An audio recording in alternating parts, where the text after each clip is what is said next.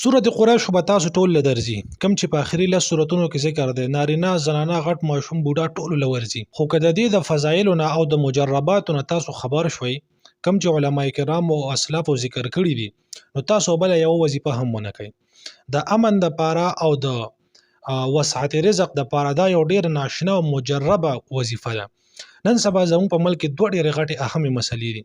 یو دا چې امن نشته دی.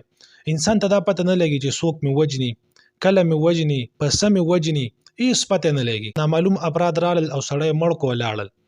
د خپل ځان د امن د پاره دا یو ډیر مجرب صورت دی. او بل چې کوم دی، زموږ په ملک کې مهنګايي ډیره زیاته ده، د خلکو رزق ډیر زیات تنګ شوی دی، خلکو سره پیسې نشته دی، خلک چې کوم دی تنګ شوي دي. نو د وسعت رزق د پاره دا یو ډیره مجربه وظیفه ده. او ځکه چې زموږ اسلاف او علما کرامو په دې باندې تجربې کړي دي چې کم کس دا صورت وایي، نو الله جل شانه به د هغه د امن حفاظت هم اخلي او د هغه وسعت رزق، یعنی رزق به هم پراخه کیږي. نو راځي وظیفه درته ښیم.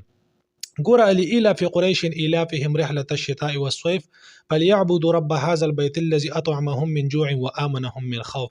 اخیری له سورتونو کې دا دویم نمبر صورت راځي او ارچاله ورځي او ډیر زیات آسان صورت هم دی. که چاله نه ورځي نو هغه د چې کم دی په یادو باندې یاد کی، یا د په قرآن شریف کې د هغې تلاوت کی، یا د ځان ته په یو څیز باندې ولیکي. د دې عمل داسې دی چې د سحر مونځ نه پس او د ماښام مونځ نه پس په دا صورت 11 کرته وایي. د سحر مونځ نه پس او د ماښام مونځ نه پس په دا صورت 11 کرته وایي. کله چې تاسو دې تر اطعمهم من جوع ته راورسېدئ، نو تاسو په خپل ذهن کې دا راولئ چې یا الله زمونږ رزق پراخه کړي، زمونږ روزي چې کوم ده هغه پراخه کړي او پراخه مونږ راکړي. نو چې کله تاسو دا صورت ورد کوئ د سحر مونځ نه پس، نو تاسو به چې کله اطعمهم من جوع ته راورسېږئ، نو په ذهن کې به ځان سره دا دعا کوئ چې یا الله زموږ روزي پراخه کړي. وآمنهم من خوف ته چې راورسېږئ، نو تاسو په ذهن کې دا کوئ چې یا الله زموږ حفاظت وکړي، مونږ له امن راکړي. د سحر مونځ نه پس او د ماښام مونځ نه پس دا صورت خامخا وایي.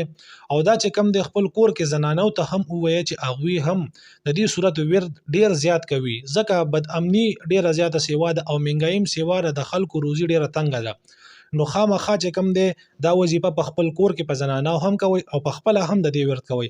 خو دا پکې یاد ساتئ چې اطعمهم من جوع ته راورسېږئ، نو د روزۍ خیال په ذهن کې راولئ. وآمنهم من خوف ته چې راورسېږئ، نو د امن او د حفاظت خیال چې کم دی دا په ذهن کې راولئ.